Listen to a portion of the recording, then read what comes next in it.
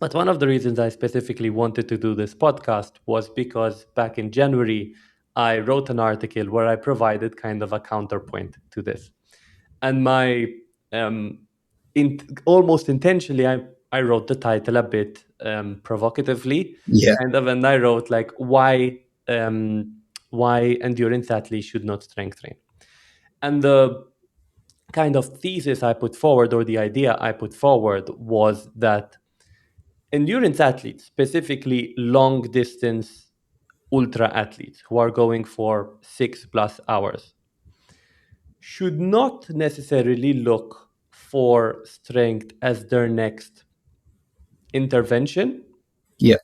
provided they are performance oriented. So their only goal is to get to the finish line faster, right? If you want to look better, if you want to, I don't know, there are health and lifestyle benefits, then okay, that makes sense. But my first caveat was if you're entirely performance oriented, if you have no significant injury history, and if you are training less than 10 hours a week.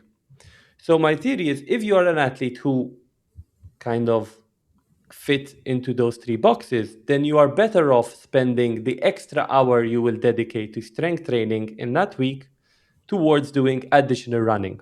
So if I am an athlete running 6 or 7 hours a week, no significant injury history, and I'm looking to perform faster at my next 100K or 100 mile.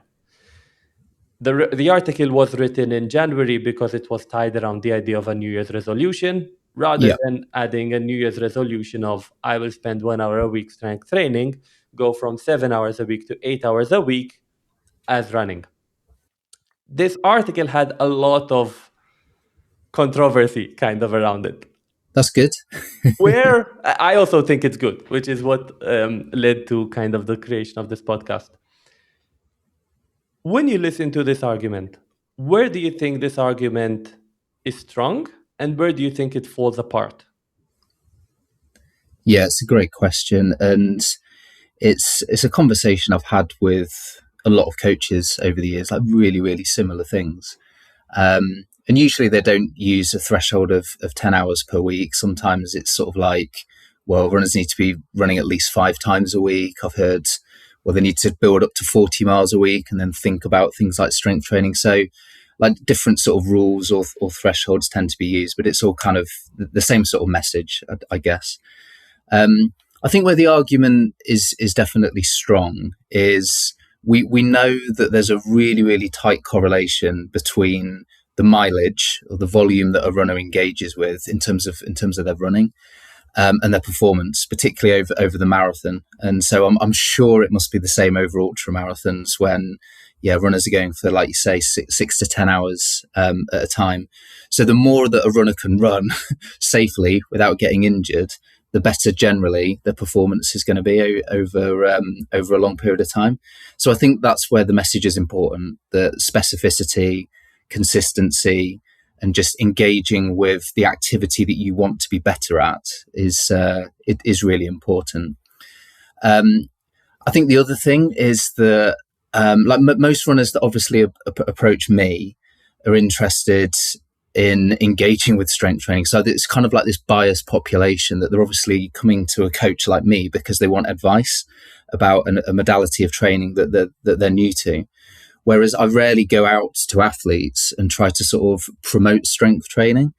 And so there are a lot of runners out there that don't want to engage with strength training, like they're just not interested, particularly at a recreational level. Like they enjoy going out for a run every morning, maybe 5-6 days a week.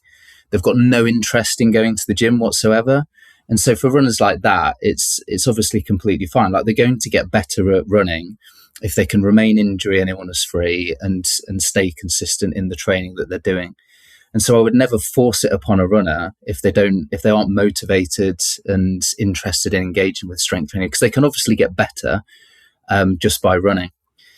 I guess where I think it kind of falls down a little bit is, like, I would believe that particularly at a quite a highly trained level, that if a runner's interested in maximizing their own potential and performance long term, they're going to be missing an important part of the puzzle if they don't engage with strength training, at least for a period of a few months during a general preparatory phase. I think the other thing with these sort of like thresholds or rules around runners need to build up to a certain level, and they'd be better off doing an hour of running rather than engaging with an hour of strength training, is it kind of treats the two training modalities as kind of like a zero-sum game in that you've got 1 hour to use it wisely sort of thing, which isn't usually the scenario that I'm faced with. Like usually a runner isn't willing to lower their volume. They actually want to kind of keep progressing their volume and keep nudging it up a little bit. But on top of that, they also want to start strength training. And so they're kind of treating them both as separate. So when you say it's more important that a runner builds up to 10 hours of running per week, and if I say it's more important that a runner strength trains, like I would actually say both are important. Like it's important that a runner progresses slowly and gradually over a long period of time, but they also engage with some strength training alongside it. I think the counter argument you would come back with is, well, some people are just limited with time. Like they've only got so many hours in the week, which is true.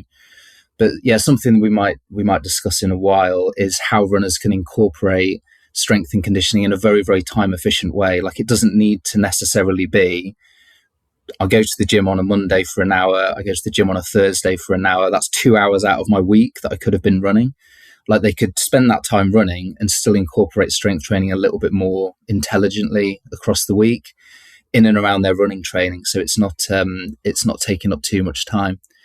I think sort of the very final point that I would say that I've kind of already stated is if I kind of defer back to the scientific evidence, that obviously kind of suggests otherwise, in that it's mixed in some parts, but the majority and the sort of consensus of studies that we've got would suggest that engaging with strength training like a couple of times a week for a period of a few months will give us this little boost to running economy, which confers an improvement in performance. And so I'd never stray too far from that in terms of just a kind of overriding sales pitch. Yeah, absolutely. I mean, what maybe I failed to explain in my argument, in my article, maybe in the conclusion section, that at the end of the day, training is much more, in my opinion at least, is much more of an art than a science. Yeah. Because the foundation, of course, is always scientific, but the application always depends on the individual's needs, their time constraints, what they can actually do, their physiology.